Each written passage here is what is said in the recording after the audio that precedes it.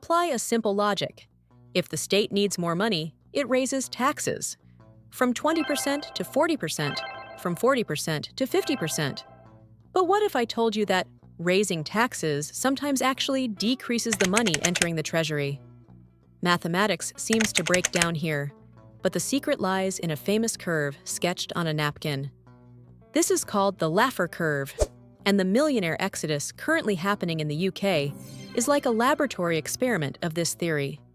In 2025, the 16,500 wealthy individuals fleeing Britain aren't just taking their suitcases, they are taking the country's tax base with them. Today, we investigate why more tax means less revenue, and why Dubai is the biggest winner in this game. It was 1974. Economist Arthur Laffer was at dinner with government officials. He drew a curve on his napkin and said, "If the tax rate is 0%, revenue is 0. But if the tax rate is 100%, revenue is also 0. Because nobody works for free." This idea changed the world. In the 1960s, John F. Kennedy argued that cutting taxes to stimulate the economy would actually bring more money into the state coffers. In the 1980s, Ronald Reagan took this theory to its extreme. He slashed the top marginal tax rate from 70% to 50%. To supporters, it was a miracle that fueled investment. To critics, it was the beginning of massive budget deficits. But one thing was certain: tax rates are directly linked to the human will to work. But why does this happen? Why doesn't a 70% tax rate simply bring in more than a 20% rate? The answer isn't just math, it's human psychology. Economists call it the substitution effect. When the government takes too large a slice of your next dollar, the value of your leisure suddenly becomes higher than the value of your labor. You stop working overtime. You stop taking risks. You stop innovating. Because logically, why would you sweat for a reward you only keep a fraction of? And then, there's the elasticity of taxable income. High tax rates act as a massive incentive for the world's smartest minds to find loopholes. Instead of spending their energy growing their businesses, they spend it on tax lawyers and offshore structures. As Arthur Laffer famously said, "You can't tax a horse into a race. If you tax a behavior, you get less of it. If you tax success, you get fewer successful people." This is the breaking point, where the tax base doesn't just shrink, it evaporates. Let's set theory aside and look at today. The world's wealth map is being redrawn, and Britain is being erased from it. The Henley Private Wealth Migration 2025 report is out, and the results are catastrophic. Exactly 16,500 millionaires left the UK in 2025. Visualize this. That's nearly 45 millionaires packing their bags and leaving London every single day. This isn't just a one-year spike. It's the climax of a massive hemorrhage that began in 2017. The UK has officially overtaken China as the world leader in losing millionaires. So, what happened to London's title as the City of Millionaires? The UK introduced heavy taxes targeting the wealthy to close budget gaps. The primary reason for this exodus is the abolition of the 150-year-old non-dom tax status. This was Britain's secret weapon, allowing wealthy residents to avoid tax on their worldwide income. The government closed the loophole, but as the report shows, the wealthy didn't choose to pay, they chose to leave. Then there is the long tail of Brexit. London is no longer the financial gateway to the EU. Capital demands free movement. London is now perceived as an island prison. Education, healthcare, and inheritance tax concerns add to the burden. Real estate taxes are the final blow. New regulations for properties over £2 million have turned the luxury market into a no-go zone. If you buy a £2 million home in the UK, the government demands a fortune just for the stamp duty.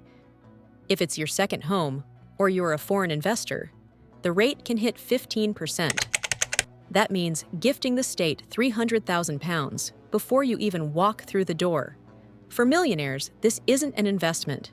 It's an economic loss that feels like a biological error. Plus, The looming threat of a mansion tax is keeping luxury homeowners awake at night. The government's logic was simple. They have plenty of money, let's take some. But the invisible boundary of the Laffer Curve has been crossed. Dubai is the winner of this Laffer paradox. Why? Because Dubai lives in Laffer's ideal world, 0% income tax. Where did these 16,500 people go? The Henley Report declares the winners. It's like a transfer market on the global map. The new champion of wealth is the UAE. With a net influx of 6,700 millionaires in 2025, it has claimed Britain's throne. Why? Zero income tax, golden visas, ultra-luxury living, and ultra-modern security. Not just Dubai, but Abu Dhabi is also now replacing London. According to the report, the second most popular destination was the USA, attracting 3,800 new millionaires. But notice the trend. This capital is flowing away from New York and toward tax-friendly Florida and Texas.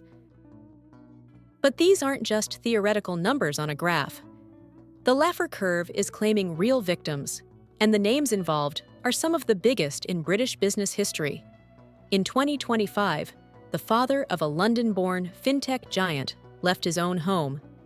Nikolai Staransky, the billionaire founder of Revolut, became one of the biggest headlines of the year. He officially renounced his UK tax residency and moved to Dubai. Experts say this move saved him nearly £3 billion in capital gains tax. Staying in the UK would have meant a staggering tax bill on Revolut's $45 billion valuation.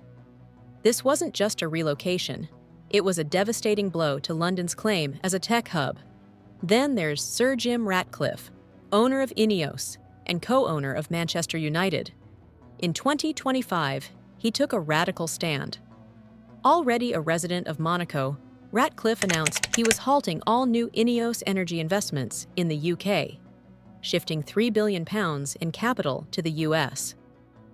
The reason? The UK's windfall tax and energy market uncertainty. Ratcliffe described Britain as one of the most unstable fiscal regimes in the world. So, where is the Goldilocks zone? At what rate does the government collect the most money? The hard part is that this point isn't fixed. It depends on economic conditions and taxpayer behavior. Has the UK passed this threshold? The flight of 16,500 millionaires says yes. Excessive taxes don't just chase away the rich, they kill the appetite for investment and stop new businesses from forming. Ultimately, the state ends up with 50% of nothing from a bankrupt company instead of 20% of something from a thriving one.